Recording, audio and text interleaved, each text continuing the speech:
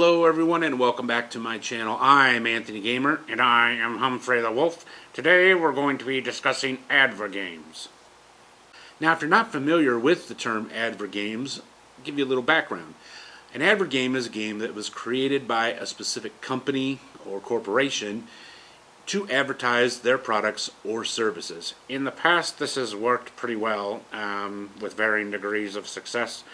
Probably one of the most well-known from back in our day had to be Kool-Aid Man, that was created by the Kool-Aid Corporation. Is that the name of the company? I assume so. We can look and see. Alright, I always kind of figured that. We'll have to look into that. But anyway, so what we're going to look at today are several other Advergames that were released over the years for various game systems and computer systems. Of course, this list is nowhere near complete, as we're going to have at least another episode with more of these games. So, without further ado, let's get into it. Are you ready? Of course I'm ready. So, let's get into the Advergames then. And our first game for today is Datsun 280 ZZZAP. This game was created by Midway and was designed by Jamie Felton. In this game, you are driving the Datsun 280Z, a car that was popular at the time in 1976, and it's almost like a test drive, even though I highly doubt you'll be able to get that car, or just about any car, up to 200 miles an hour. It's quite similar to the Atari 2600 game Night Driver, and this is actually the very first Adverware game ever made. And next we have what is considered one of the worst Atari games of all time, and that is Chase the Chuck Wagon from 1983, released by Spectravision and programmed by Mike Schwartz. I've discussed this game in other videos before, particularly my Rare and Valuable, because this game is quite rare and valuable. That doesn't make it very good, though. No, it sure doesn't. Alright, in this game, you take on the role of a dog, and you are trying to get to the Chuck Wagon. You have to keep away from the human and the cat. Yeah, that's about it. One of the big problems, though, is it's really hard to maneuver through this maze. In later levels, it's pretty much impossible, which really turned a lot of people off to this game. How much is it worth? Well, it depends. You can get the game out of the package, and it goes for a few hundred. And in the package, with the book and everything, I've seen it go over 1,000. Once again, proving the point that a rare and valuable game doesn't have to be good. Nope, it doesn't. Incidentally, this game was made by Spectravision for the Ralston Purina Company, because back in the early 80s, there was dog food that they made called Chuck Wagon, and in the commercials, you always had a dog chase a Chuck Wagon into the cabinet, and when the owner opened the cabinet, there was the bag of Chuck Wagon dog food. Yep. And next up we have Tooth Protectors. This was made for Johnson & Johnson in 1983 for the Atari 2600. It was made by a company called DSD Camelot. Now this was also a mail order only game. I think you had to save up points from different Johnson & Johnson products and you would get this game in the mail. The premise is that you are trying to protect teeth from sweets and from these evil cavity monster things, and if you get to the point where the teeth get to be a little funky and they'll start flashing, you can use mouthwash and rinse and use floss. It's a pretty cool game. It teaches a good lesson about oral hygiene. Honestly, this game, I really did enjoy this one, unlike the last one. However, this game is also quite rare and expensive too, so we have to have at least one prototype in here. So this is Polo for the 2600. It was set to be released in 1978 and programmed by Carol Shaw.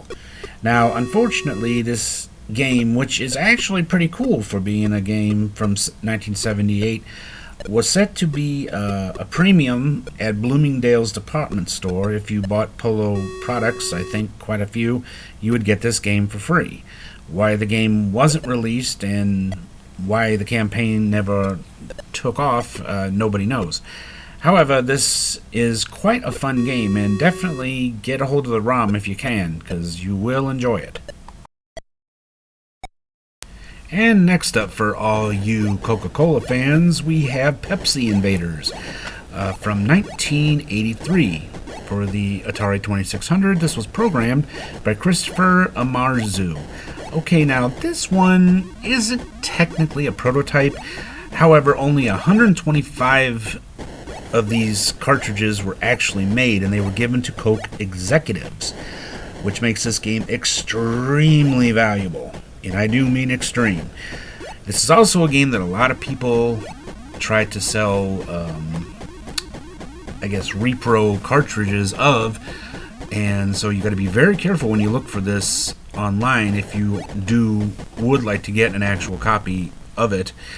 As you can see, it is pretty much a Space Invaders hack, and you were shooting it the Pepsi letters and stuff. It's really a fun game. You only get 3 minutes to play and unlimited lives, so it's pretty much how many points you can get within the 3 minutes. Again, yes, be very careful if you look for this game on eBay or somewhere like that.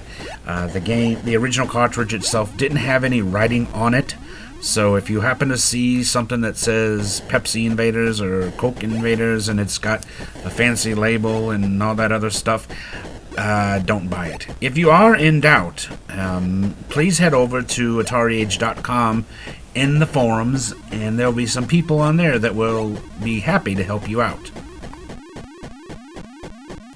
And our final game for today is Tapper. The arcade game was released in 1983 from Bally Midway and was programmed by Steve Meyer and Elaine Ditton. Every time I've seen this game, it's a root beer tapper. Yeah, this is going to be one of the few occasions in this series where we're going to talk about product placement games. There's quite a few of those, and whatever.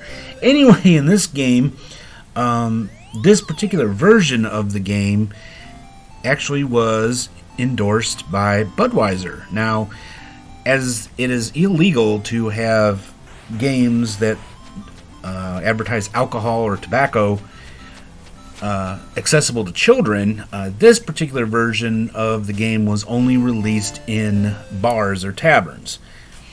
Now, the premise of the game is quite simple. You are this bartender and you are serving beer, in this case, to these patrons, and you've got to be careful and make sure they all drink, you don't drop any glasses, and you basically try to get the people drunk or enough so that they'll leave.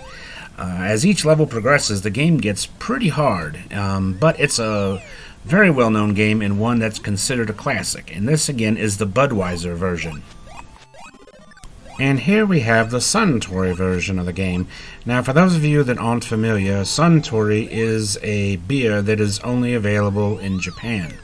And again, both of these games, except for probably the Suntory version, but the Budweiser version, again, was only available to be played in bars and taverns.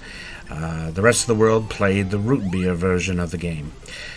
Now, I'm not sure exactly how rare these cabinets are. I suspect probably extremely rare. Probably about the only place you're going to be able to play both of these versions of Tapper is here on a MAME, like we are using today. If any of you have played these original versions of Tapper, the Budweiser or Suntory version, let us know about them in the comment section below and where exactly you did get to play the game. In our next episode, we're going to be discussing circus and carnival games. I sincerely hope you all enjoyed today's episode. We really enjoyed bringing it to you. Yeah, we sure did. And if you did like today's episode, don't forget to like, share, and subscribe if you haven't already. And don't forget to click that little bell icon down there so you'll be notified when we upload new episodes. And let me take this time to thank each and every one of you for your subscriptions, your comments in both down below and on various social medias that I'm on, especially my pals on the AtariAge.com forums. We really appreciate it. We're getting close to our goal of 200 subscribers, so please tell friends and family about my channel, and let's meet that goal of 200 subscribers. Well, until next time, I'm Anthony Gamer, and I am Humphrey the Wolf, and we are reminding you, stay strong, stay safe, stay healthy, and above all, take care of each other and be kind to each other, and see you next time. Bye, everybody. Goodbye.